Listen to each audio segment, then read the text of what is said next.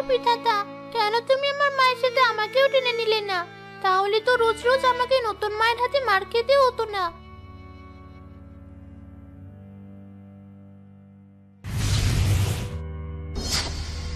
এ কি? এ আমি কি দেখছি? শাকচুন্নি! হি হি হি হি। ভয় পাস না মেয়ে, আমি তোকে খাবো না। শাকচুন্নি হলেও আমি শুধু গাছের ফল খেয়েই থাকি, তাই কখনো মানুষের সামনে আসি না। কিন্তু তোকে কাঁদতে দেখে আমার খুব মায়া হলো, তাই তো তোর সামনে এলাম। কারণ আমি যখন মরেছিলাম, আমারও তোর বয়সী একটা মেয়ে ছিল।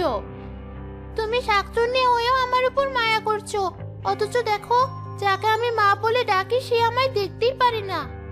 কাঁদিস না, আমি তো এখান থেকে চলেই যাব, কিন্তু তার আগে তোর ওই নতুন মাকে ঠিক শায়েস্তা করে যাব। কি করবি? দেখতে থাক কি করি। হি হি হি হি। এবার হবে আসল মজা। মা, আমাকে খেতে দাও, আমার বড্ড খিদে পেয়েছে। কি বললি? তোর এত বড় সাহস! তুই আবারও আমায় মা বলে ডাকলি? আর এত কাজ রেখে তুই আমার কাছে খেতে চাইছিস? দাঁড়া, তোকে এক্ষুনি মজা দেখাচ্ছি। রাহেলা শাকচুন্নি রূপী মিলির গায়ে হাত তুলতে তার হাতটা ভেঙে গেল। শয়তান মেয়ে, তোর এত বড় সাহস, আমার হাতটা ভেঙে দিলি? দাঁড়া, তোকে দেখাচ্ছি মজা।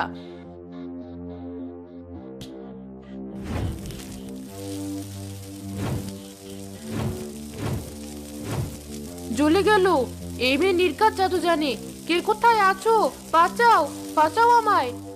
রাহেলা যখন যন্ত্রণায় ছটফট করছিল, তখনই শাকচুন্নি মিলির শরীর থেকে বেরিয়ে এলো। হি হি হি হি হি। শয়তান মেয়ে, সৎ মা হয়েছিস ঠিকই, কিন্তু মা হতে পারিসনি। সারাক্ষণ